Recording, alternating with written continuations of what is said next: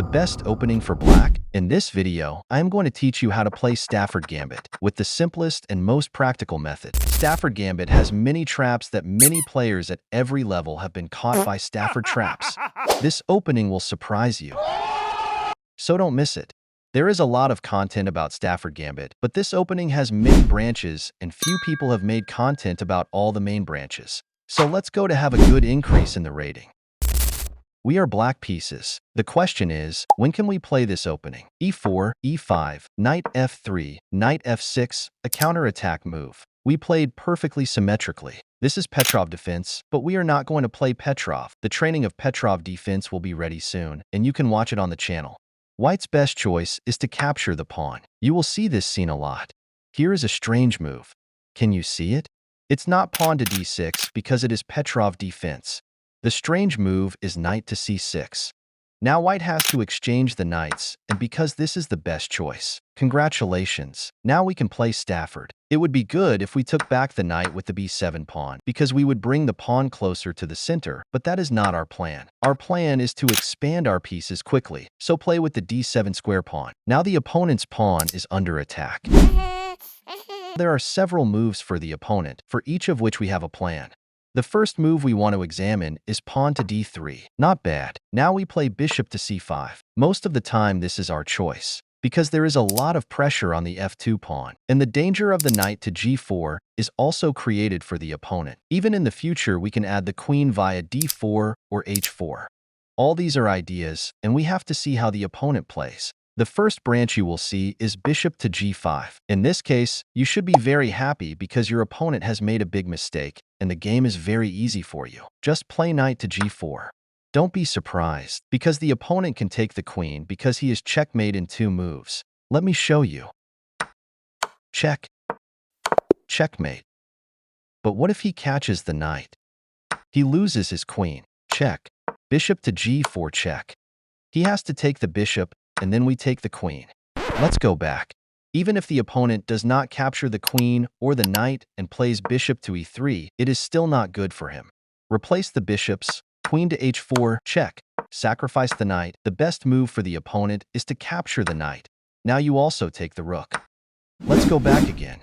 Even if the opponent plays the queen, the situation is still in our favor. Take the bishop. This is our idea. Check, and capture the b2 pawn and attack the rook. But if he takes the knight, don't play f8. Go to e8. Because with this move, the opponent's queen must be moved. Otherwise, we will take the queen with rook to e8. But what if he counterattacked? Play f6 is best. We are going to catch this pawn and then attack the rook. Let's go back to the first branch. We learned bishop to g5 after pawn to d3 is a bad move for white, but many people make this mistake. Another wrong move for white is knight to d3, which looks good at first glance, but is not a good move for white at all. I will tell you why. We play knight to g4. We are attacking the f2 pawn, and we are making forks. The best move for white is bishop to e3. Take the bishop with the knight. He also takes the knight, and we also take the pawn. Now our bishop is in the best position because it has limited the white king a lot, and in the future it can cause checkmate. But if the opponent plays queen to f3, very easy. Take the pawn with the knight. Rook to g1. Check. Now you can take the rook. Let's play a short review from the beginning.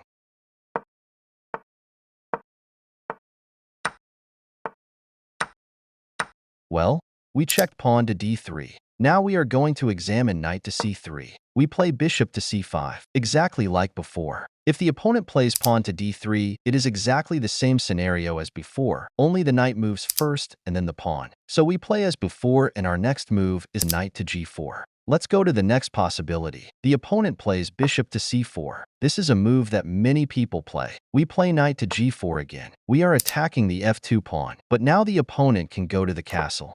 We play queen to h4, and we will checkmate with the next move. So the opponent must stop us and move pawn to h3. We take the pawn with the knight and threaten the queen, and also check the opponent with the next move of the knight. Imagine that the opponent plays queen to f3 to save the queen, but we can checkmate the opponent. Check. The king must move because it is checked by 2 pieces. Check. If the opponent plays queen to h3, you can take it. But if he moves the king, checkmate.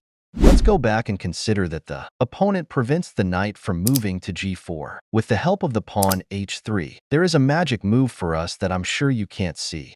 Pawn to h5.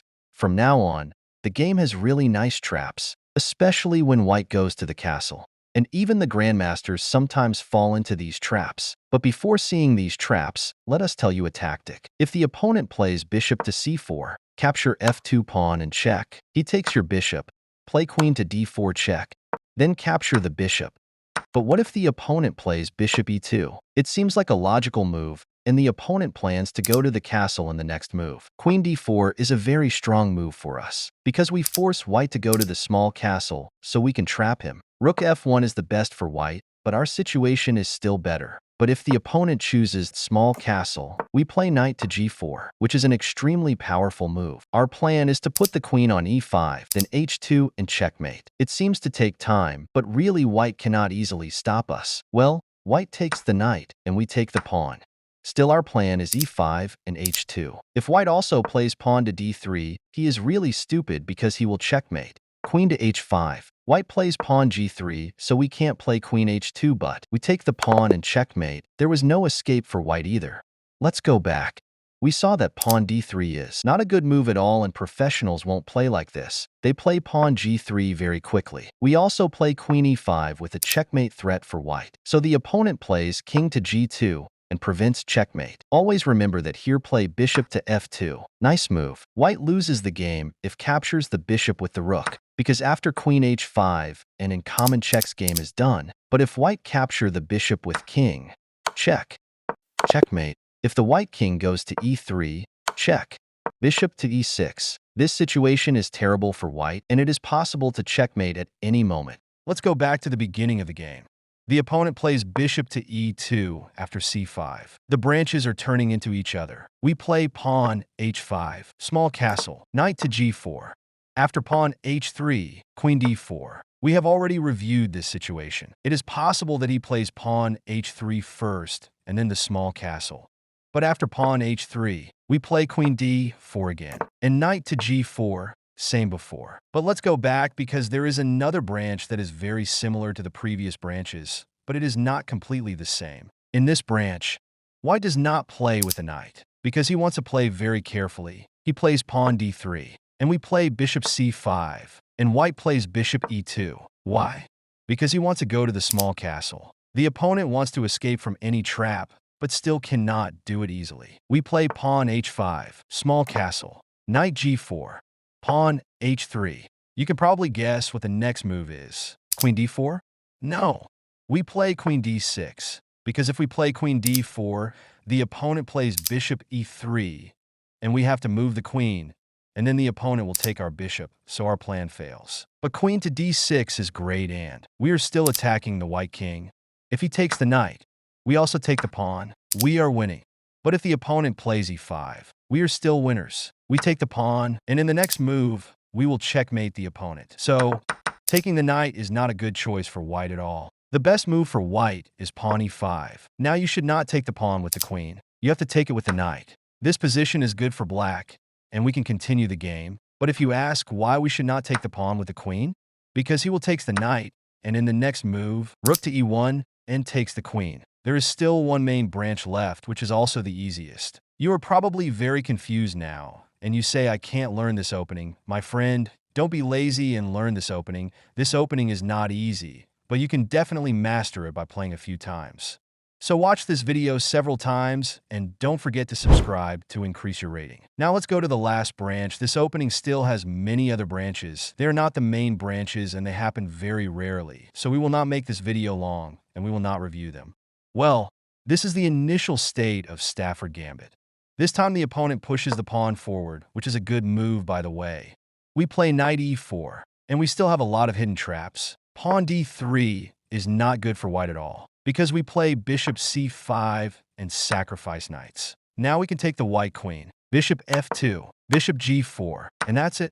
The right move for white is d4 pawn. Play queen h4 with the threat of checkmate. Pawn g3 seems appropriate, but sacrifice the knight. If he takes the knight with h pawn, you take the rook. If he takes with f pawn, check, and then take the rook. Well, Now go back and watch this video again, because I guarantee you'll have to watch it at least 3 times to learn.